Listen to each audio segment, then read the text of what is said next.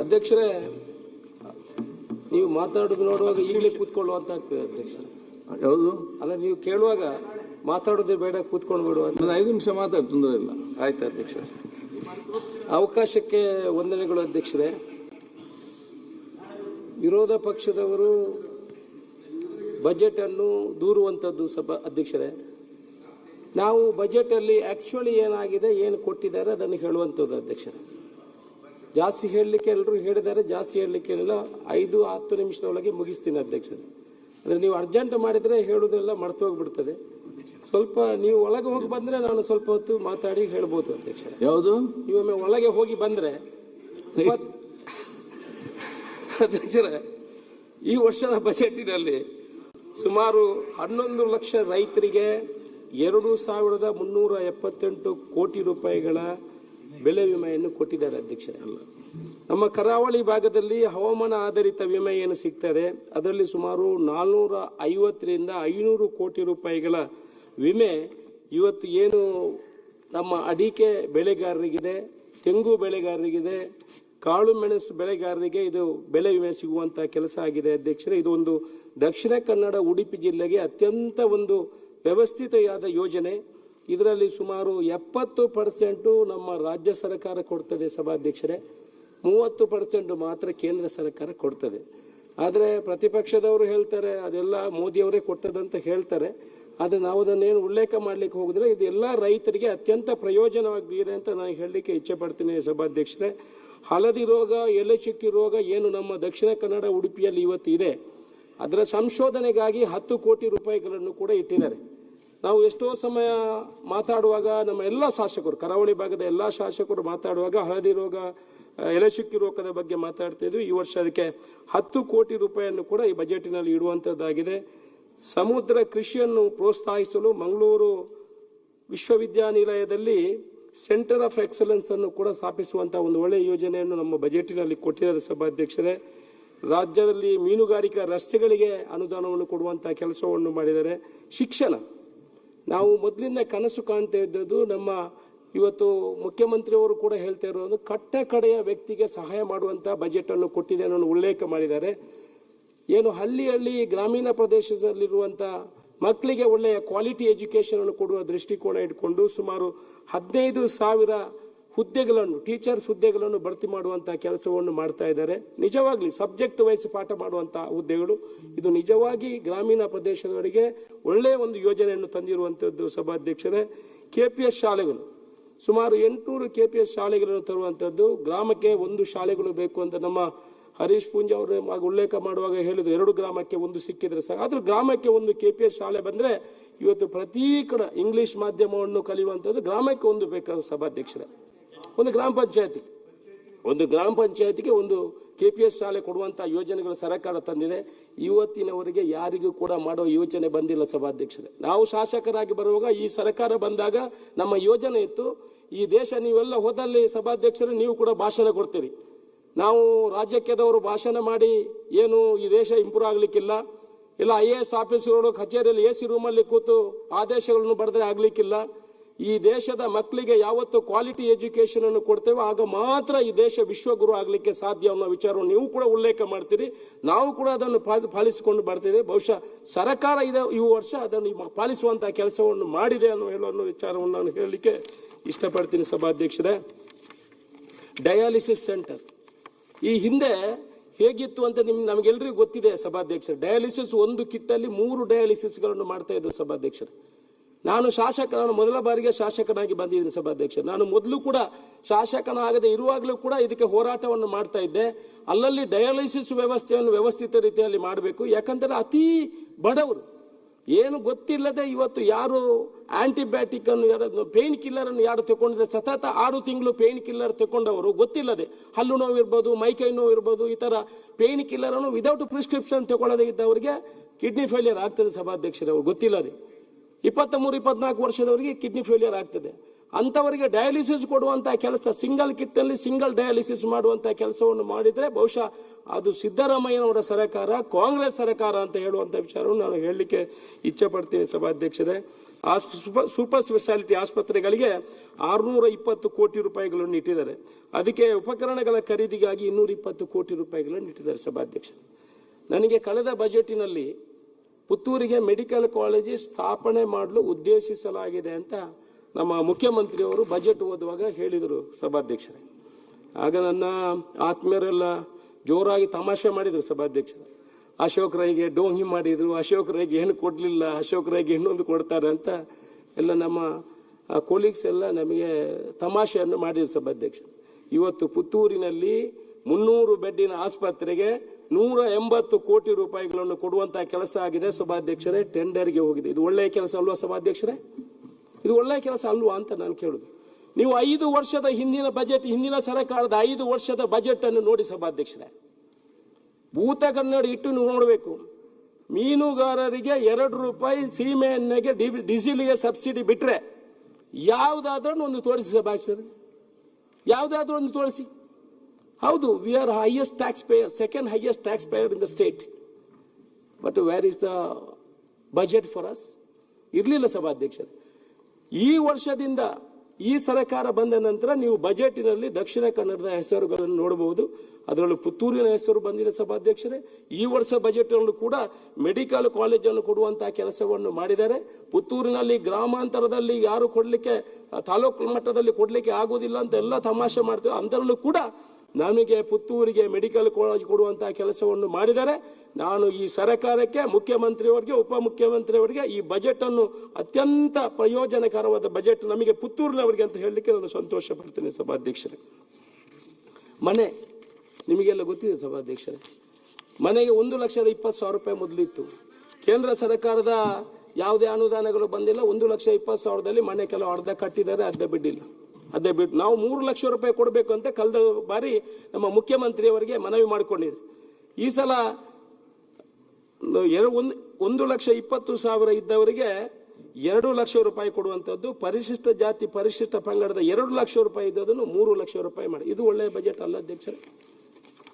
1 ಲಕ್ಷ ಮನೆಗಳನ್ನು ಕೊಡುವಂತಹ ಕೆಲಸವನ್ನು ಮಾಡಿದರು. ನಾವು ದೂರುವುದನ್ನು ದೂರಬೇಕು ಸಭಾಧ್ಯಕ್ಷರೇ. ಒಳ್ಳೆಯದು ಮಾಡಿದರೆ ಯಾವಾಗಲೂ ಒಳ್ಳೆಯದಂತ ಹೇಳಬೇಕಂತೆ.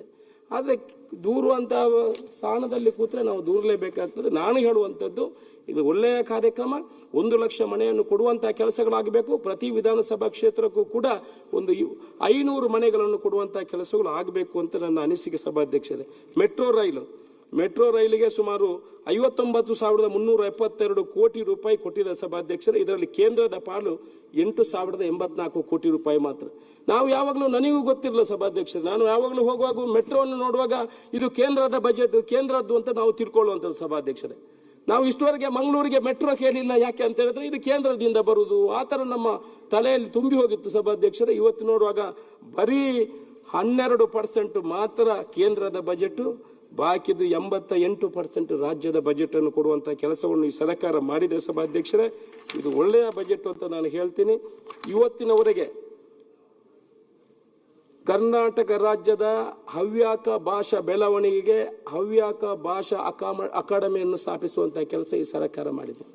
ಎಲ್ಲ ಜಾತಿಯವರಿಗೆ, ಎಲ್ಲ ಧರ್ಮದವರಿಗೂ ಕೂಡ ಇದರಲ್ಲಿ ಈ ಬಜೆಟಿನಲ್ಲಿ ಅವರವರಿಗೆ ಬೇಕು, ಅವರು ಏನೇನು ಕೇಳಿದ್ದಾರೆ ಅದನ್ನು ಕೊಡುವಂಥ ಕೆಲಸ. ಹವ್ಯಕದವರಿಗೆ ಇಷ್ಟರವರೆಗೆ ಯಾರಾದರೂ ಏನಾದ್ರು ಕೊಟ್ಟಿದೆ ಇದೆಯಾ ಸಭಾಧ್ಯಕ್ಷರ ಬಜೆಟಲ್ಲಿ? ನೀವು ಬಜೆಟ್ ಪುಸ್ತಕ ಓದಿದ್ರಾ?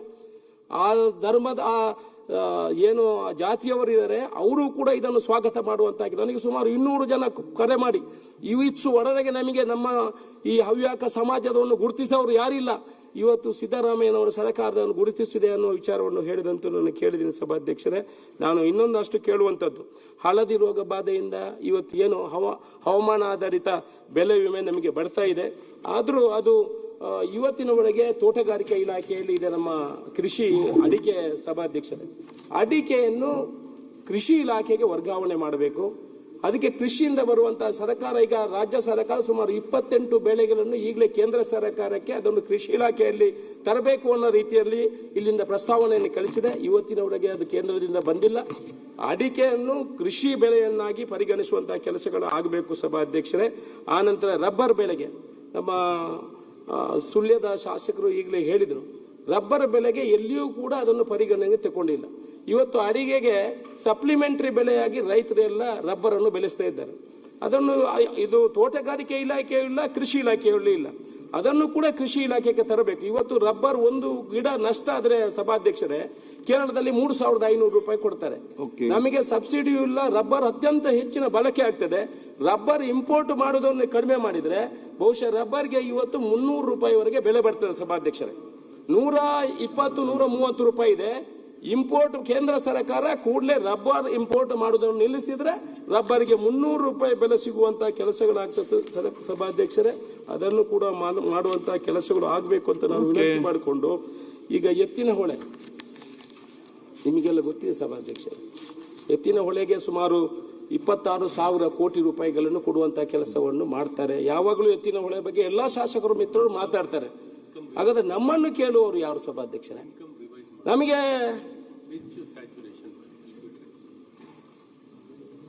ಸಭಾಧ್ಯಕ್ಷರೇ ಎತ್ತಿನ ಹೊಳೆಯಲ್ಲಿ ಈಗ ಎಲ್ಲರೂ ಮಾತಾಡ್ತಾರೆ. ಹೌದು, ನಮ್ಮ ಕಡೆಗೆ ಹರಿಯುವಂತ ನೀರು ಮಧ್ಯದಲ್ಲಿ ಸಕಲೇಶ್ಪುರದಲ್ಲಿ ತೆಕ್ಕೊಂಡೋಗಿ ಎತ್ತಿನ ಹೊಳೆಗೆ ಕೊಡ್ತಾರೆ. ಎತ್ತಿನ ಹೊಳೆಯನ್ನು ಆರಂಭ ಮಾಡುವಾಗ ಏನಂತ ಹೇಳಿದ್ರು ಅಂತ ಹೇಳಿದ್ರೆ, ನಮಗೆ ಕುಡಿಯುವ ನೀರು ಬೇಕು ಕೊಡಿ ಅಂತ ಹೇಳಿದ್ರು. ನಾವು ಅದಕ್ಕೆ ಯಾವುದು ತಕರಾರಿಲ್ಲ.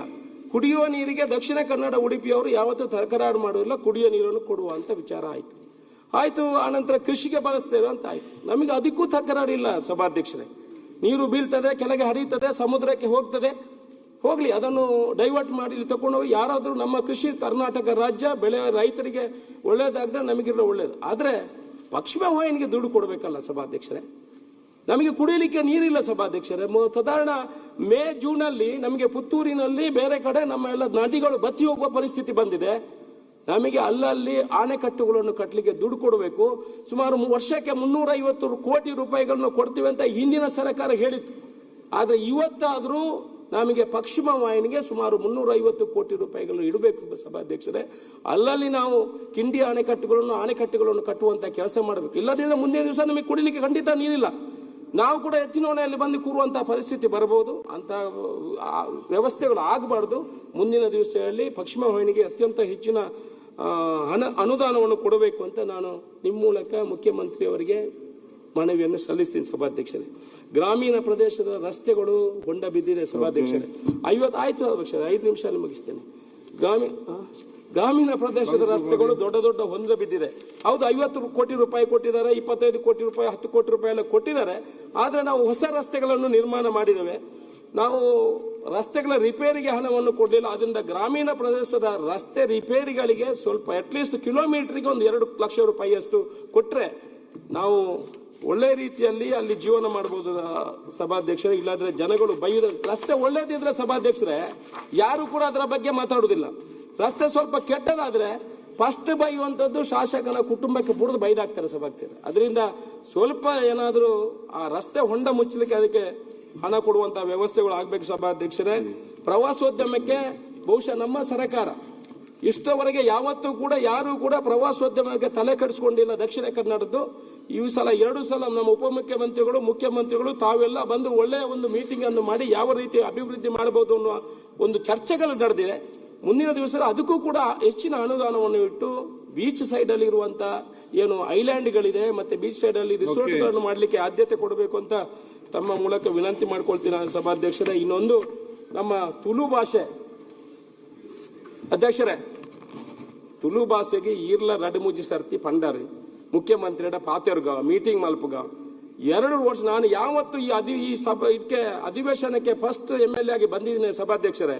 ಫಸ್ಟ್ ಅಧಿವೇಶನದಲ್ಲಿ ನನ್ನ ಫಸ್ಟ್ ಪ್ರಶ್ನೆ ತುಳುವನ್ನು ಹೆಚ್ಚುವರಿ ಭಾಷೆಯನ್ನಾಗಿ ಮಾಡಬೇಕು ಅಂತ ಪ್ರಶ್ನೆ ಹಾಕಿದೆ ಸಭಾಧ್ಯಕ್ಷ. ಮೊನ್ನೆವರೆಗೆ ಹಾಕೊಂಡು ಬಂದೆ. ಈ ಸಲ ಯಾಕೆ ಹಾಕಿಲ್ಲ ಅಂತ ಹೇಳಿದ್ರೆ ಮಂತ್ರಿಗಳು ಹೇಳಿದ್ರು, ನನಗೆ ಉತ್ತರ ಕೊಟ್ಟು ಸಾಕಾಯಿತು, ಎಲ್ಲ ರೆಡಿ ಇದೆ, ನೀವೊಂದು ಮುಖ್ಯಮಂತ್ರಿಯವರ ಹತ್ರ ಮೀಟಿಂಗ್ ಮಾಡಿ ಅದನ್ನು ಮಾಡಬೇಕು ಅಂತ. ಸಭಾಧ್ಯಕ್ಷರೇ ನನಗೆ ಏನು ಖರ್ಚಿಲ್ಲ, ದುಡ್ಡು ಕೊಡುವುದು ಬೇಡ, ಲಿಪಿ ಇದೆ, ಬಾಕಿದೆಲ್ಲ ಇದೆ, ನಿಮಗೆ ಗೊತ್ತಿದೆ. ನೀರ್ಲ ತುರು ಪಾತಿರ್ಲ ಎಲ್ಲ ತುರು ಈರದಾದ್ರೆ ಜಾಸ್ತಿ ಪಾತಿರ ಅವಕಾಶ ಆದಲ್ಲಿ ದಯಮಾಡ್ತಿದ್ದು ತುಳುನು ಈ ರಾಜ್ಯದ ಹೆಚ್ಚುವರಿ ಭಾಷೆಯನ್ನಾಗಿ ಮಾಡಬೇಕು ಅಂತ ನಿಮ್ಮ ಹತ್ರ ವಿನಂತಿ ಮಾಡ್ಕೊಳ್ತೀನಿ ಸರ್. ನಾವೆಲ್ಲ 13 ಜನ ಶಾಸಕರು ಅದರಲ್ಲಿ ಜೊತೆಯಲ್ಲಿ ಸೇರಿ ಅದನ್ನು ಮಾಡುವಂತ ಇದಕ್ಕೆ ಏನು ಅನುದಾನಗಳು ಬೇಡ ಸಭಾಧ್ಯಕ್ಷರು. ಅದನ್ನು 13 ಅಲ್ಲ, ಇಡೀ ರಾಜ್ಯದವರು ಸಪೋರ್ಟ್ ಇದ್ದಾರೆ ಅದಕ್ಕೆ. ನಾವು ಅಮೆರಿಕಕ್ಕೆಲ್ಲ ಹೋದಾಗ ಅವರು ಕೂಡ ಎಲ್ಲ ಸಹಕಾರ ಕೊಟ್ಟಿದ್ದಾರೆ ಸಭಾಧ್ಯಕ್ಷರೇ. ಅದನ್ನು ಮಾಡುವಂತ ಕೆಲಸಗಳು ಆಗಬೇಕು ಸಭಾಧ್ಯಕ್ಷರೇ. ಕಂಬಳಕ್ಕೆ ಪ್ರತಿ ವರ್ಷ ಈ ವರ್ಷ ಕೂಡ ಮಂತ್ರಿಗಳು ಸುಮಾರು 1,15,00,000 ರೂಪಾಯಿ ಕೊಡ್ತೀನಿ ಅಂತ ಹೇಳಿದ್ರು. ಆದರೆ ಬಜೆಟಿನಲ್ಲಿ ಸಪರೇಟ್ ಕಂಬಳಕ್ಕೆ ಅಂತ ಒಂದು ಹಣವನ್ನು ನಿಗದಿ ಮಾಡಿದ್ರೆ ಸಭಾಧ್ಯಕ್ಷರೇ, ಅದು ನಮಗೆ ಪ್ರತಿ ವರ್ಷ ಸಿಗುವಂತ ಕೆಲಸಗಳು ಆಗ್ತವೆ. ಇನ್ನು 2 ಸೆಂಟೆನ್ಸ್ ಸಭಾಧ್ಯಕ್ಷರು ಮುಗಿಸ್ತೇವೆ. ಸಭಾಧ್ಯಕ್ಷರೇ ಕಂಪ್ಲೀಟ್ ಮಾಡಿ ಈಗ. ಆಯ್ತು ಸಭಾಧ್ಯಕ್ಷರೇ. ಈಗ ಸಭಾಧ್ಯಕ್ಷರೇ, ಈಗ ನಮ್ಮ ವಿರೋಧ ಪಕ್ಷದ ಆಯ್ತಾಯ್ತು, ನಮ್ಮ ವಿರೋಧ ಪಕ್ಷದವರು ಹೇಳ್ತಾ ಇದ್ರು ಸಭಾಧ್ಯಕ್ಷರೇ.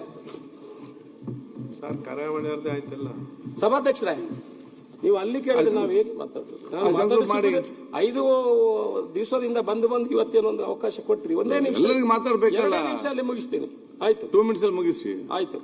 ಈಗ ಸಭಾಧ್ಯಕ್ಷರೇ, ನಾನು ವಿರೋಧ ಪಕ್ಷದವರು ಮಾತಾಡುವಾಗ, ಒಂದು ದಿವಸ ಅಲ್ಲ ಏನಾಗುದಿಲ್ಲ, ವಿರೋಧ ಪಕ್ಷದವರು ಮಾತಾಡುವಾಗ ಏನ್ ಹೇಳ್ತಾ ಇದ್ರು ಸಭಾಧ್ಯಕ್ಷರೇ? ಬಜೆಟಿನಲ್ಲಿ ಬರೀ ಒಬ್ರು ಓದ್ತಾ ಇದ್ರು, ಕಳೆದ ವರ್ಷ ಬಜೆಟಿನಲ್ಲಿ ಇದು ಬರ್ದಿದ್ದಾರೆ, ಇಂಪ್ಲಿಮೆಂಟ್ ಆಗ್ಲಿಲ್ಲ, ಇದು ಬರ್ದಿದ್ದಾರೆ, ಇಂಪ್ಲಿಮೆಂಟ್ ಆಗ್ಲಿಲ್ಲ, ಇದು ಬರ್ದಿದ್ದಾರೆ, ಇಂಪ್ಲಿಮೆಂಟ್ ಆಗ್ಲಿಲ್ಲ ಅಂತ ಓದ್ತಾ ಇದ್ರು ಸಭಾಧ್ಯಕ್ಷರೇ. ನಾನು ಅದಕ್ಕೆ ಒಂದು ಹೇಳುವಂಥದ್ದು, ಎಲ್ಲರ ದೋಸೆನೂ ತೂತಿ, ಎಲ್ಲರ ಮನೆಯಲ್ಲಿ ಮಾಡುವ ದೋಸೆ ತೂತಿ. ಕೇಂದ್ರ ಸರ್ಕಾರದ ಬಜೆಟ್ ಕಳೆದ ವರ್ಷ ಮಾಡಿದ್ರು ಸಭಾಧ್ಯಕ್ಷರು. ಅದರಲ್ಲಿ ಪ್ರಸಾದಂ ಅಂತ ಒಂದು ಯೋಜನೆಯನ್ನು ಆರಂಭ ಮಾಡಿದರು. ನಾನು ಪ್ರಸಾದಂ ಯೋಜನೆಗೆ 100 ಕೋಟಿ ರೂಪಾಯಿ ಸಿಗ್ತದೆ ಅಂತ ನಮ್ಮ ಮಾಲಿಂಗೇಶ್ವರ ದೇವಸ್ಥಾನದ್ದು ಎಲ್ಲ ಪೇಪರ್ ಮಾಡಿ ಇದೆಲ್ಲ ಮಾಡಿ ತಗೊಂಡೋಗಿ ಅಪ್ಲೋಡ್ ಮಾಡಿ ಪ್ರವಾಸೋದ್ಯಮ ಇಲಾಖೆ ಕಳಿಸ್ಕೊಟ್ಟೆ ಸಭಾಧ್ಯಕ್ಷರು. ಬಂತ ಸಭಾಧ್ಯಕ್ಷರೇ? ಇಂಪ್ಲಿಮೆಂಟ್ ಆಗಿದೆಯಾ? ಎಷ್ಟು ಕಡೆ ಬಂದಿದೆ ಸಭಾಧ್ಯಕ್ಷರೇ? 3 ತಿಂಗಳಾಗಿ ನಾನು ಪುನಃ ಡೆಲ್ಲಿಗೆ ಹೋಗಿ ಮಾತಾಡುವಾಗ ಅವ್ರು ಹೇಳ್ತಾರೆ that scheme is over, no ಪ್ರಸಾದಂ ಇಲ್ಲ, ಏನಿಲ್ಲ. ಅದೇ ರೀತಿ ಇನ್ನೊಂದು ಖೇಲೋ ಇಂಡಿಯಾ ಅಂತ ಬಂತು ಸಭಾಧ್ಯಕ್ಷರೇ ಕಳೆದ ವರ್ಷ ಬಜೆಟ್ನಲ್ಲಿ ಕೇಂದ್ರ ಸರ್ಕಾರದ. ಆ ಖೇಲೋ ಇಂಡಿಯಾದಲ್ಲಿ 24 ಕೋಟಿ ರೂಪಾಯಿ ಕೊಡ್ತದೆ, ಸ್ವಿಮ್ಮಿಂಗ್ ಪೂಲ್ ಮಾಡ್ಬೋದು, ಇನ್ನೊಂದು ಮಾಡ್ಬೋದು, you should have minimum 15 acres of land ಅಂತ ಬರೆದ್ರು ಸಭಾಧ್ಯಕ್ಷರೇ. ನಾನು ಅಲ್ಲಿ ಒಂದು 15 ಎಕರೆ ಜಾಗ ಗ್ರೌಂಡ್ ಮಾಡ್ಲಿಕ್ಕೆ ಎಲ್ಲ ಮಾಡಿ ಅಪ್ಲೋಡ್ ಮಾಡಿ ಕಳಿಸಿದೆ ಸಭಾಧ್ಯಕ್ಷರೇ. ಇವತ್ತಿನವ್ರಿಗೆ ಖೇಲೋ ಇಂಡಿಯಾ ಇಲ್ಲ, ಪ್ರಸಾದಮ್ ಇಲ್ಲ, ಯಾವುದೂ ಇಲ್ಲ. ಎಲ್ಲ ಎಲಿಜಿಬಿಲಿಟಿ ಕ್ರೈಟೀರಿಯಾ ಇದೆ, ಎಲ್ಲ ಅಪ್ಲೋಡ್ ಮಾಡಿ ಆಗಿದೆ. ನಾನು ಇದು ಹೇಳುವಂಥದ್ದು, ಅವರು ಮಾಡಿದ್ದು ಅಷ್ಟೇ, ಎಲ್ಲ ಇಂಪ್ಲಿಮೆಂಟ್ ಮಾಡಲಿಕ್ಕೆ ಯಾರಿಂದನೂ ಸಾಧ್ಯ ಆಗುದಿಲ್ಲ. ಅವರು ಬಜೆಟ್ ಅಷ್ಟೇ ಸಭಾಧ್ಯಕ್ಷರೇ. ಈಗ ಗ್ಯಾಸ್ ಇದೆ ಸಭಾಧ್ಯಕ್ಷ, ಒಂದೇ ನಿಮಿಷ ಹೆಚ್ಚಿಗೆ. ನಾನು ಮೊದಲು ಬಿಜೆಪಿಯಲ್ಲಿದೆ ಸಭಾಧ್ಯಕ್ಷ. ಆಯ್ತು, ಮುಗಿಸ್ರೆ. ಇದು ಒಳ್ಳೇದಿದೆ, ಕೇಳಿಕೊಳ್ಳಿ, ಬಾರಿ ಇದಿದೆ. ನಾನು ಮೊದಲು ಬಿಜೆಪಿಯಲ್ಲಿದ್ದೆ ಸಭಾಧ್ಯಕ್ಷರೇ, ಆನಂತರ ಕಾಂಗ್ರೆಸ್ ಬಂದು MLA ಆಗಿದ್ದು ಸಭಾಧ್ಯಕ್ಷ. ಆಗ ಗ್ಯಾಸಿದ ರೇಟ್ ಎಲ್ಲ ಜಾಸ್ತಿ ಆಯಿತು. ಆಗ ನಾವು ಏನು ಮಾಡ್ತಾ ಇದ್ವಿ ಸಭಾಧ್ಯಕ್ಷರೇ? ಈ ಸ್ವಲ್ಪ ರೇಟ್ ಜಾಸ್ತಿ ಆದ ಕೂಡಲೇ ಗ್ಯಾಸ್ ಸಿಲಿಂಡರ್ ಇಟ್ಕೊಂಡು ಸ್ಟ್ರೈಕ್ ಮಾಡ್ತಾ ಇದ್ವಿ. ಅಲ್ಲಲ್ಲಿ ಏನು ಸ್ಟ್ರೈಕ್ ಸಭಾಧ್ಯಕ್ಷರೇ. ಆನಂತರ FDI ಫಾರಿನ್ ಇನ್ವೆಸ್ಟ್ಮೆಂಟು, ಅದರ ಬಗ್ಗೆನೂ ನಾವು ಹೈಯೆಸ್ಟ್ ಸ್ಟ್ರೈಕ್ ಮಾಡ್ತಾ ಇದ್ವಿ. ಈಗ ಎಲ್ಲೋಯ್ತು ಸಭಾಧ್ಯಕ್ಷರೇ? ಗ್ಯಾಸ್ ಇಲ್ಲ, ರೇಟ್ ಡಬಲ್ ಆಯಿತು. FDI ಬಗ್ಗೆ ನಾವು ಫಾರಿನ್ ಇನ್ವೆಸ್ಟ್ಮೆಂಟ್ ಬಗ್ಗೆ ಪೂರ್ತಿ ವಿರೋಧವನ್ನು ವ್ಯಕ್ತಪಡಿಸ್ತಾ ಇದ್ವಿ. ಈಗ ಎಲ್ಲ FDI ಮಾಡಿ ಎಲ್ಲ ಅಲ್ಲಿ ಎಲ್ಲ ಹೋಗಿ ಹೋಯ್ತಾರೆ ಸಭಾಧ್ಯಕ್ಷರೇ. ನಾನು ಅದನ್ನು ಮಾತಾಡಲಿ. ಅದಕ್ಕೆ ನಾನು ಯಾಕೆ ಇದನ್ನು ನಾನು ಅವರನ್ನು ದೂರುದು, ನಾವು ಒಳ್ಳೆಯವರು ಅಂತಲ್ಲ, ಎಲ್ಲ ಕಡೆ ವ್ಯತ್ಯಾಸಗಳು ಇರ್ತದೆ. ದೂರುದು ನಾವು ಯಾವತ್ತೂ ಬೇಡ. ಈ ದೇಶದ ಅಭಿವೃದ್ಧಿ ಅಂತ ಹೇಳುವಾಗ, ಈ ನಮ್ಮ ವಿಧಾನಸಭಾ ಕ್ಷೇತ್ರದ ಅಭಿವೃದ್ಧಿ ಅಂತ ಹೇಳುವಾಗ ನಾವೆಲ್ಲ ಒಕ್ಕೂರಲಿಂದ ಅಭಿವೃದ್ಧಿ, ತಾರತಮ್ಯಗಳು ವ್ಯತ್ಯಾಸಗಳು ಇರ್ತದೆ, ಅದನ್ನು ಮಾಡಬೇಕು. ನಮ್ಮ ರಾಜ್ಯದ ಮುಖ್ಯಮಂತ್ರಿಗಳು ಒಳ್ಳೆಯ ಬಜೆಟ್ಗಳನ್ನು ಕೊಟ್ಟಿದ್ದಾರೆ. ಒಳ್ಳೆಯ ಮಹಿಳೆಯರಿಗೆ, ಕಷ್ಟ ಕಡೆಯಲ್ಲಿರುವ ಕಡೆಯ ವ್ಯಕ್ತಿಗೆ ಸಹಾಯ ಆಗುವಂತಹ ಬಜೆಟ್ ಅನ್ನು ಕೊಟ್ಟಿದ್ದಾರೆ. ಅವರಿಗೆ ಅಭಿನಂದನೆ ಹೇಳ್ತಾ ಅವಕಾಶ ಕೊಟ್ಟ ನಿಮಗೂ ಕೂಡ ಒಂದೇ ಹೇಳಿ ನಾನು ಮಾತನ್ನು ಮುಗಿಸ್ತೇನೆ. ಒಂದು ಸೆಕೆಂಡ್. ನಿಖರ ಸುದ್ದಿ, ಸದಭಿರುಚಿಯ ಕಾರ್ಯಕ್ರಮ. ನೀವು ನೋಡ್ತಾ ಇದ್ದೀರಾ ಕಹಳೆ ನ್ಯೂಸ್, ಸಮಾಜದ ಜಾಗೃತಿಗಾಗಿ ವಸ್ತುನಿಷ್ಠ ವರದಿ.